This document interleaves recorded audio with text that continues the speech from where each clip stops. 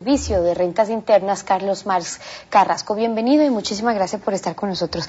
Hablábamos con el economista Marx Carrasco sobre la afectación que podría sentir o tener el sector de las microfinanzas y los microcréditos por el incremento del impuesto a la salida de divisas. Y esto fue lo que dijo.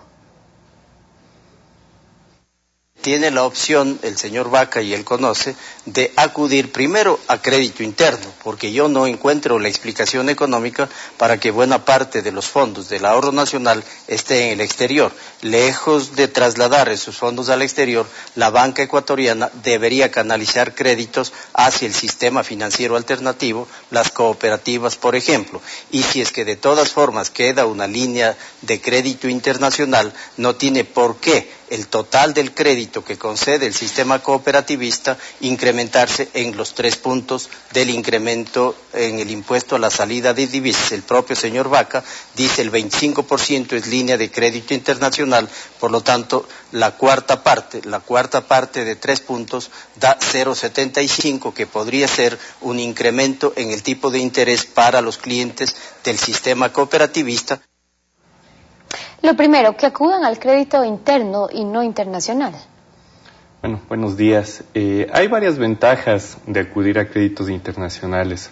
Sobre todo está la cuestión de los plazos y los montos a los que se accede y las condiciones. Porque si bien es cierto, por ejemplo, gran parte de las cooperativas de ahorro y crédito a nivel nacional pueden captar depósitos a la vista, pero hablamos de cuentas de ahorro en donde el cliente puede acercarse al día siguiente a retirar el dinero. Y si hablamos de depósitos a plazo fijo, el plazo máximo en Ecuador de inversión de cualquier persona pues está máximo en 90 días. Entonces lo que viabilizan estos financiamientos internacionales es de recibir un dinero, por ejemplo, un plazo de 3-5 años, lo que permite a su vez a las instituciones dar un crédito, por ejemplo, para fomento de la producción, que puede dar con unos 6 meses de gracia a plazos de 2 y 3 años. Eso es una ventaja como los plazos que podrían otorgar los créditos internacionales a diferencia de los nacionales, pero ¿qué pasa con los créditos a los que pueden acceder dentro o del país?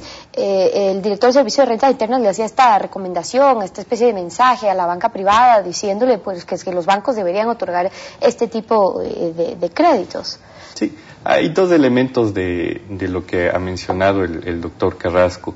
El primero tiene que ver con, bueno, que no todo el monto colocado de la cartera de microfinanzas proviene de los créditos internacionales, pero hay casos, por ejemplo, o sea, ese es el promedio, digamos, pero hay casos como las ONGs. Las ONGs no pueden captar depósitos a la vista y cuando acuden a una institución financiera a solicitar un préstamo a nivel nacional, pues por el hecho mismo de ser ONG y no comprender bien la naturaleza de las microfinanzas, no le conceden esas líneas, aparte de que las garantías requeridas para el financiamiento interno también son altas para este tipo de instituciones. Estamos hablando también de, si bien hay bancos de microfinanzas, no son los bancos que tienen grandes captaciones de depósitos a la vista o depósitos a plazo, sino son instituciones especializadas en microfinanzas, incluso de capitales internacionales que han puesto aquí para el desarrollo de las instituciones y dependen en su gran parte, hablamos de si del 100% de cartera, dependerán el 70, el 80% de estos créditos internacionales.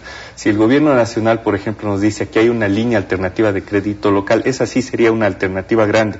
Existe actualmente el Programa Nacional de Finanzas Populares que se está convirtiendo en corporación, que está brindando el financiamiento, pero si las condiciones, por ejemplo, de este financiamiento local podrían ser tanto en plazo como en las condiciones de repagos similares a los créditos internacionales, esa sería una buena opción. Estamos justamente en conversaciones para ver si se puede dar esta salida, porque una vez que ya está promulgada la ley y se está aplicando el impuesto de salida de divisas en las instituciones, realmente se les está encareciendo el financiamiento, porque son créditos ya contratados en el pasado que actualmente tienen que pagar este nuevo costo que no estaba previsto en el presupuesto de las instituciones. El interés al sacar el dinero y pagar los intereses o los montos pendientes. Ustedes hicieron un estudio en el que han podido cuantificar el impacto que tendría para obtener un crédito para el pago de estos montos de los intereses en el exterior. Carlos Marx Carrasco decía, a ver, en cuanto a las cifras no se puede decir que aumentará en esos 3 puntos. Recordemos que el impuesto a la salida de divisas sube del 2 al 5%, sino que es menor. ¿Cómo han cuantificado ustedes el impacto que tendrá para la obtención de un crédito? Claro, obviamente el impacto dependerá del tipo de institución. Hay cooperativas de crédito que no tienen este financiamiento internacional y que no aplican, digamos, este impacto. pero el impacto es para las que sí tienen el financiamiento internacional, ¿no es cierto? Estamos hablando que, por ejemplo, un análisis de la red financiera rural de 750.000 clientes, aproximadamente 300.000 clientes están siendo atendidos con recursos provenientes del exterior. Entonces, estamos hablando sobre estos 300.000, obviamente el impacto no será sobre los 750.000, y como les decía, hay cooperativas que no les afecta al momento, pero aquellas que sí les afecta entran en un problema, y de todas maneras, viendo a nivel global, la oferta de crédito en el país se reduciría. Sí, así sea en un 25%, en un 30%, pero estamos hablando de que si en el país hay 1.800.000 microempresarios, de los cuales solo el 60% acceden a crédito formal, el resto estarán accediendo a los agiotistas, a los prestamistas, a los chulqueros, como los conocemos. Entonces, un impuesto de este tipo, sin estas consideraciones, afecta, digamos, al incremento de esta oferta de crédito, estos sectores que todavía no acceden, es decir, los hace más difícil o los dificulta. ¿En cuánto? Es la pregunta también, porque es importante tener una idea clara, y en eso hay que hacer una matemática básica. Por ejemplo, si alguien está accediendo a un crédito de $100.000 y antes tenía que pagar por impuesto a la salida de divisas el 2%, paga un monto de $2.100.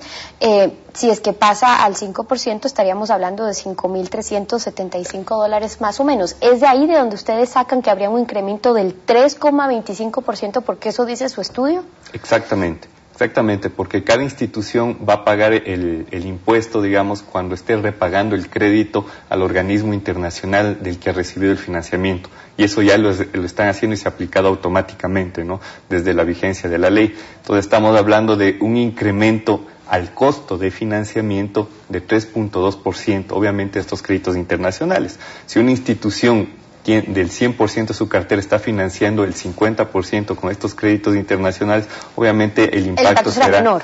Claro, del 1.6%, pero eso no deja de ser un incremento del costo. Ahora, las instituciones deberán trasladar ese costo a quién, al cliente, porque la institución no podría asumirlo, ¿sí?, porque está brindando un servicio con este insumo, digamos, que es el crédito internacional o las divisas internacionales. Escuchemos algo más de lo que dijo Carlos Mars Carrasco la semana pasada. Yo creo que deben profundizar, deben incrementar la concesión de créditos para la producción y no solo para el consumo, o fundamentalmente para el consumo, como se viene haciendo. Esa debería ser la tarea fundamental. ¿Qué pasa con eso? Sí, justamente, si analizamos del total de microcrédito concedido en el país, un poco más del 50% está orientado a actividades comerciales, pero eso también responde a que la mayoría de microempresarios en su conjunto se dedican a actividades comerciales. Obviamente de ahí tenemos un 30% que está dedicado a la producción y un 20% a otros servicios, pero para el fomento de la producción, como justamente es lo recomendable y es en lo que estamos trabajando, sobre todo para llegar a zonas rurales, se necesitan también líneas de financiamiento de un mayor plazo. Estamos hablando por lo menos 3 años. Si un campesino quiere, por ejemplo, innovar en tecnología o perfeccionar su manera de producción, digamos, ponerse un invernadero, necesitará por lo menos 6 meses de gracia en su crédito, y después, hasta que empiece a funcionar y a dar producción este invernadero, por lo menos necesitará 1 año para que empiece recién a pagar, y de pronto necesitará que las cuotas sean progresivamente incrementadas en el tiempo. Entonces, este tipo de ingeniería o de proceso es mucho más factible cuando existen líneas también que cubran a las instituciones en este mismo plazo. Incluso para las instituciones reguladas, la superintendencia les exige que tengan un calce entre el plazo de concesión de los créditos y el plazo de captación de los fondos. Entonces, los fondos internacionales les permiten cubrir, digamos, de estos requerimientos, ¿no? Para que quede claro, ¿existe ya vigente algún sistema de excepción que haya para ustedes, para quienes accedan más bien a créditos en el extranjero, que esté vigente o que estaba vigente cuando hablábamos del 2% como impuesto a la salida de divisas? Justamente estamos analizando a nivel reglamentario qué se podría hacer. Pero no hay.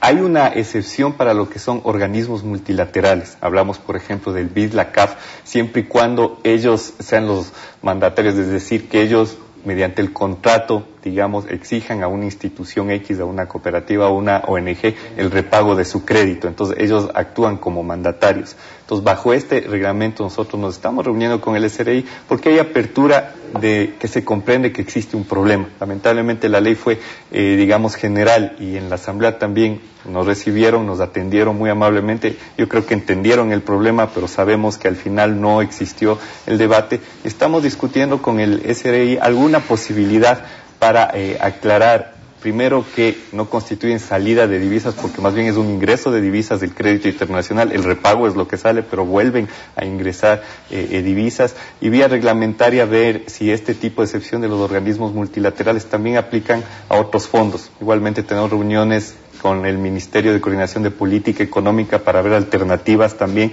porque sí se está consciente de que va a haber una afectación, ¿no? Mayor o menor, pero la afectación existe. Javier Vaca, acompañándonos de esta mañana en Contacto Directo, él es director ejecutivo de la Red Financiera Rural, con su réplica a las declaraciones hechas en este mismo espacio por Carlos Marx Carrasco, el director del Servicio de Rentas Internas.